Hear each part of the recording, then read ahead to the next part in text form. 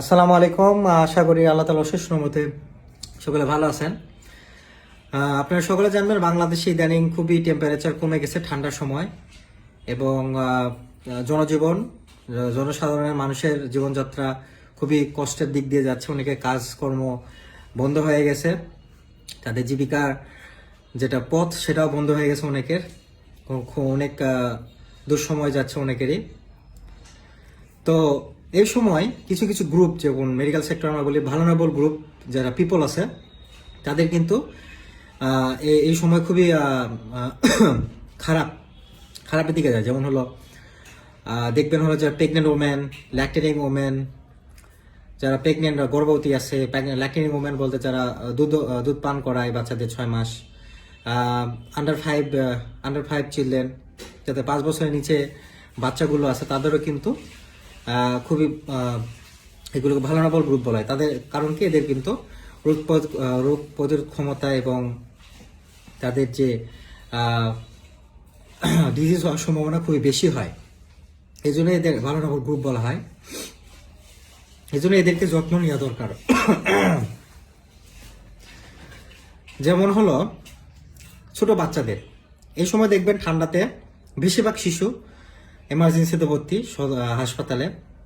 তারা ডায়রিয়াতে, নিউমোনিয়াতে বা জ্বর সর্দি কাশিতে ভুগে থাকে এবং প্রেগনেন্ট ওমেন এবং ল্যাকটেটিং ওমেনের একই অবস্থা। তারাও কিন্তু এই সর্দি কাশি, জ্বর, এগুলোতে তারা কিন্তু এফেক্ট হতে পারে। বেশি এফেক্ট হয় বাচ্চারা, তাদের কিন্তু বডি সারফেস ছোট থাকে। এজন্য তাদের কিন্তু ওই যে ঠান্ডা, যে কোল্ড টেম্পারেচার, যে টলারেন্ট করার যে ধারণ ক্ষমতা, তার কিন্তু কম থাকে। সার্টেন লেভেলে যদি ঠান্ডা থাকে তার কোনো সমস্যা হবে। তার যদি নিচে কমে যায়, তাহলে কিন্তু তার শরীর সেটা নিতে পারবে না। ঠিক আছে, তখন হাইপোথার্মিয়া বলা হয়। টেম্পারেচার কমে যায়, এতে করে অনেক বাচ্চা হ্যাপোক্সিয়া বা আদার্স অনেক রিলেটেড কন্ডিশনে পরে মারাও যাইতে পারে ঠান্ডাতে।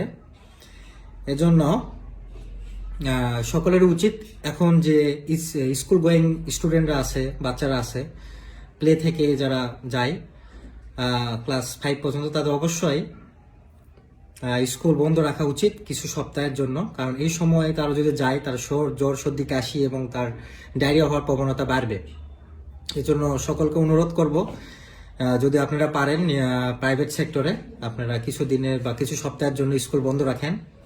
এবং গভর্নমেন্টেরও উচিত যে এগুলো উদ্যোগ নেওয়া, ছাত্রের প্রতি নজর দেওয়া।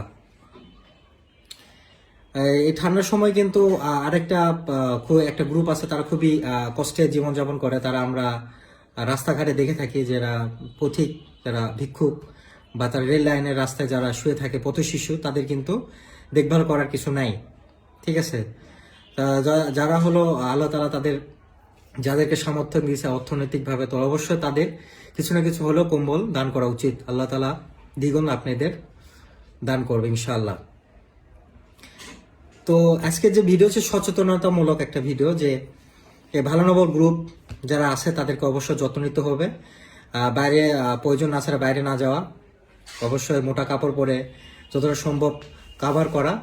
আমাদের ঠান্ডার সময় কি হয়, কান এবং গলাতে ঠান্ডা গেলে বেশি ঠান্ডা লাগে, এই জন্য এগুলো কভার করে বাইরে যাওয়া। হাত মোজা, পা মোজা পরা। এবং আরেকটা কথা, যে এই সময় অনেক বাচ্চা জন্মগ্রহণ করে এবং সিজারিয়ান বাচ্চা হয় বা হলো নর্মাল ডেলিভারিতে বাচ্চা হয়। এই সময় কিন্তু বাচ্চাদের হাইপোক্সিয়া হওয়ার চান্সটা খুব বেশি থাকে, হাত পা নীল হয়ে যায়, কারণ হলো অক্সিজেনের অভাব এবং ঠান্ডার জন্য। তো এই সময় জন্মগ্রহণের পরপরই অবশ্যই এইসব নবজাতক শিশুকে যদি পারেন, বাসায় যদি রুম হিটার থাকে, ক্লিনিকে নিয়ে যায় রুমটা গরম রাখা।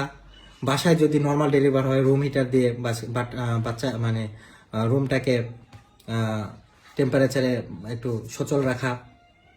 ঠিক আছে, এবং মোটা কাপড় পরানো নবজাতক শিশুকে, সদ্য যে বাচ্চা জন্মগ্রহণ করছে, হাতে মোজা, পায়ে মোজা, বাচ্চাদের মাথায় টুপিও পাওয়া যায়, যারা প্রথম মানে একদিনের বাচ্চার যে জন্মগ্রহণ করছে তাদের, এগুলো করানো। মোটা মানে তোয়ালা নিয়ে তাদেরকে কভার করা। এটাই হলো আমাদের এই ঠান্ডার সময় কাজ। এবং দেখে থাকবেন আশেপাশে অনেক গরিব দুঃখী আছে আপনার পাড়া প্রতিবেশী, তারাও কিন্তু লোক চোখের আড়ালে বা হলো তারা হাত পাততে লজ্জা পায়, তাদেরও কিন্তু আপনার যত সম্ভব এগিয়ে আসতে হবে, যাদের যাদের সামর্থ্য আছে যতটুকু পারেন। তো এইভাবেই আমাদের এই নিজ নিজ উদ্যোগে, এই আমাদের উদ্যোগ যদি কেউ নাই, অবশ্যই আল্লাহ তাআলা অবশ্যই সকলকে ভালো রাখা যাবে। এই ঠান্ডাতে কিন্তু প্রচুর মানুষ মারা যায়, আপনারা জানেন, ইনক্লুডিং শিশু, বাচ্চা, বড়রা শিশুরা বেশি এফেক্টেড হয়, কারণ রোগ প্রতিরোধ কম থাকে, সহজে নিউমোনিয়া বা হলো ডায়রিয়াতে ভুগে তারা মারা যায়।